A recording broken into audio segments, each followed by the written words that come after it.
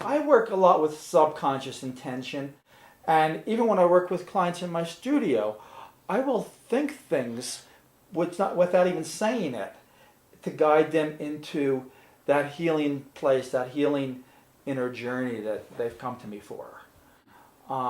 In that case, she's putting intention onto a piece of paper, and you know what? The way it's written, the fact that it's coming out of him, his energy, it goes onto the paper. And as part of my book, you see behind us here this painting. I've created a whole series, I have about 60 of them, of healing paintings that I actually use during sessions. And the way these work is, again, I had an intention of this is called creating success, this one. But I had the intention of I want to explore the energetics of issues that go on with me, or sometimes people tune in or sit for other pictures, so what's going on with them. And I study it in a healing kind of way. How could I create whatever I'm looking to create? And what is the inner experience and pathway dimension of it? And so what I've actually done in the book, this is really cool, I'll show you, is I've included, well, besides a balloon, everyone gets a balloon with the book, I've included something which I call a vibramap. And it's kind of, let's see if I can make it so it's visible. It's actually a collage of the paintings I work with here. And there's words around the outside of it. You'll notice it's got a little border. And the idea is that these words have intention in them, and the pictures kind of guide you also with intention. So they take you on a series of inner journeys by just meditating on this picture. It's a really cool concept. What this grew out of is, with these pictures here, when I'm working with somebody, let's say we're working on an issue like digestion or anger or fear or abuse, which is a huge one in today's society. I will bring out pictures that support the moving of those issues. An example is one of my earliest pictures I created down in Albuquerque, actually, years ago. I had one of my clients sitting for it, and we were studying, it was more just a healing. While I was working with her and I was tuning into her, this man's face suddenly popped into the picture. And she broke into tears at that moment. Now, she couldn't see the picture, so she didn't know what was going on.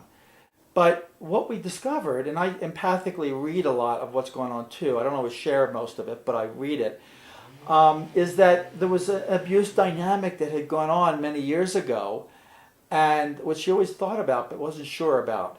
But when we had that issue, boom, it's just like her whole life just changed. She was actually having her 52nd birthday the next day, going through menopause, and she actually had a period for the first time in 6 months the next day. That's how profound the related inner movement was. Clearing all those blocks, it's amazing what could happen. Well, you know, they say in Chinese medicine that if you're really healthy, then there's a good chance you'll have regular healthy periods until you're about 60 even. That's a good sign of health. You know, I'm really glad that you brought up acupuncture, because I remember years ago, like 25 years ago, when all my friends were going to acupuncture school, it seemed like acupuncture was so far out the box, so far outside the box. People were like thinking, oh, these guys are just a bunch of freaks. Same with chiropractors. 20 years ago, chiropractors were, considered just a bunch of crazy people. And now that's all so mainstream. Insurance covers it. I mean, it's all over the place. So people go once a week to see their acupuncturist. Exactly. And now it seems like there's just so many different kinds of modalities, because all acupuncture really does is with needles, as they use needles as their tool, but they're just clearing blocks, clearing energy blocks, right? Now we have some of these really amazing ways with balloons and energy work, all these great ways for us to move the energy ourselves. So the cool thing about it is, I know that sometimes we get so dependent on our healers and the people who we're working with, and it seems like with these tools, like as simple as a balloon, you're empowering people to do self-healing. I know I have a great story too. The day that you brought these over to my office or to the store, I turned on the woman across the hallway from us. She was having really bad pain in both of her shoulders. And I gave her the booklet and she read through it. She was really good about following your instructions. And she blew up the balloon and started using it on her shoulders. And within 20 minutes, the pain was completely gone. She was so blown away. So that's a couple of really good stories. What other benefits can people have from using the balloon, and what else can they use the balloon for? You know, the thing about the balloon is I found over 100 uses for it in my practice so far.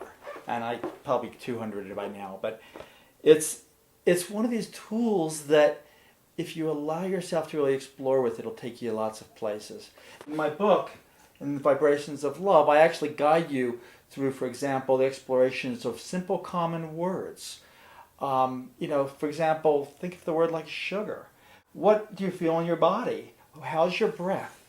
And notice what goes on. And I teach people to look for a lot of subtleties, because with some people, their breath tightens up.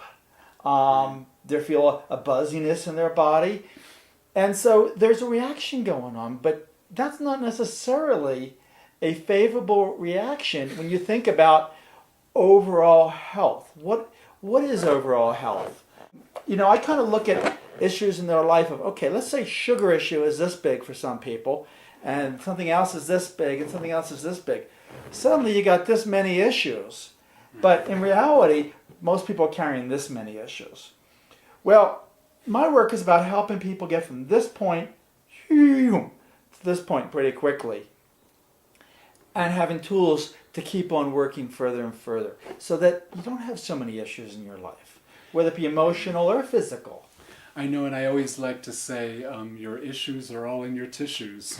I love it. So, and I've said this on the show before, Maury, I think it's important to bring up again. So many people walk around, I hear some of my friends kind of bragging about how well they handle stress in their bodies. And, you may think that's okay, but there's no way to carry that in a good way. No. It creates lack of ease in your body. Your whole nervous system goes into sympathetic. It's that fight or flight thing, and everything starts to shut down.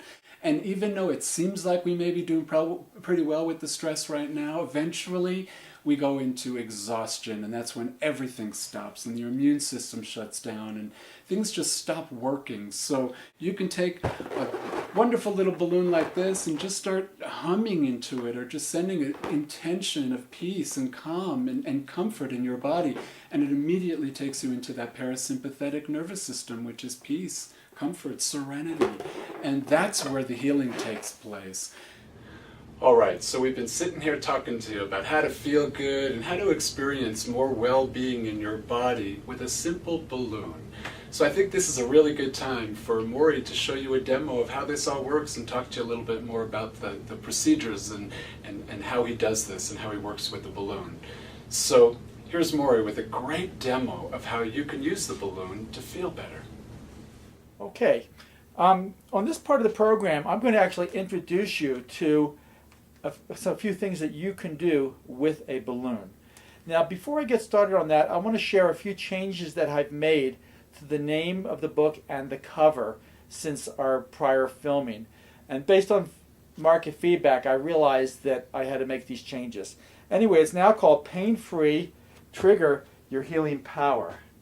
And basically, I said trigger as opposed to awaken because we all are healers already.